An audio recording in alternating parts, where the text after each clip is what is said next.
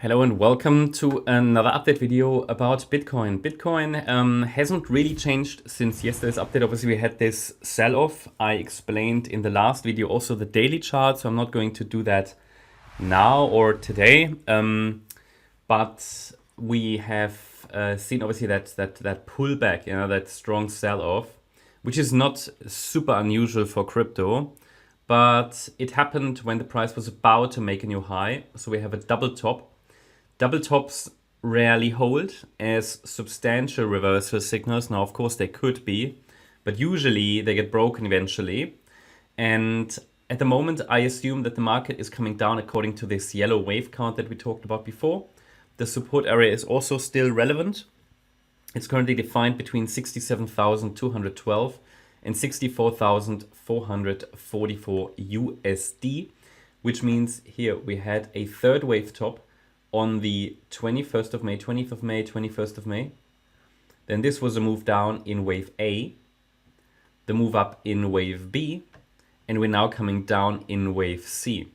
So it's a so-called flat correction. Okay, what's a flat correction? A flat correction consists of 3 waves down, 3 waves up, and then a 5-wave move to the downside. That's a flat correction. It's a so-called sideways correction. It happens very, very often in a wave 4 correction. Happens very often in a wave 4. In a wave 2, not so much. A wave 2 is more often like a zigzag correction. A so-called zigzag consists of 5 waves in wave A. Therefore, it's often more impulsive.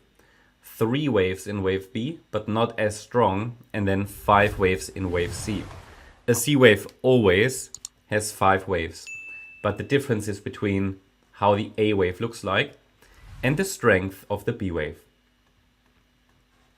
So what is also possible is that this ABC correction turns into a WXY pattern depending on how strong this sideways correction is, because what's possible is wave W, wave X, wave Y, and the Y wave is A, B, C.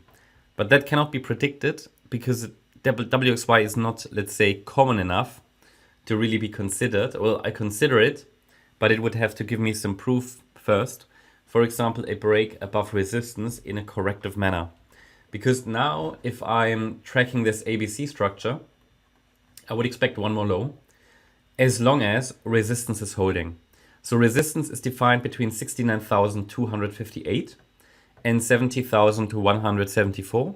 That hasn't changed from the last video. However, if we get a break above resistance, I would assume the low is in. I mean, that's essentially why I'm tracking resistance, so that I get a good idea of when a low could be in. And if we, however, break it not in an impulsive fashion, but only in a corrective fashion, then the low is likely not in, but it might morph into something different, like, for example, a WXY structure, which is why it is so important to watch these smaller time frame wave counts like a hawk and be up to date regularly with about the latest developments, which you are here on the channel, so make sure that you subscribe. What is corrective? So corrective means we have like this, overlapping like price action. So overlapping, it just can't get. So if it does this, I mean, that's not a signal of a low in place. It's causing us to watch because it would break above resistance, but it's not like strong enough for really a substantial breakout. What would be great is if it's doing this, this could be a small 1-2, and if it now really gets momentum, 3, 4, 5. You see the difference in structure from this to, oops, no, not like that. If we do this, or, well, the other structure was like, overlapping. There's a difference. There's a difference, and that makes all the difference, really, yeah?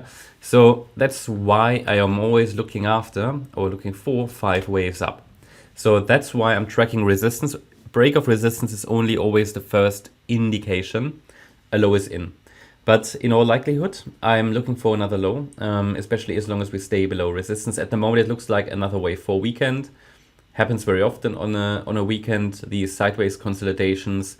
Sometimes a third wave happens on Friday, and then especially the Saturday is used to just consolidate. So I would not expect too much today. We'll see, but yeah, I wouldn't expect too much. And the fifth wave could then happen maybe tomorrow towards the weekly candle close, or throughout the day tomorrow.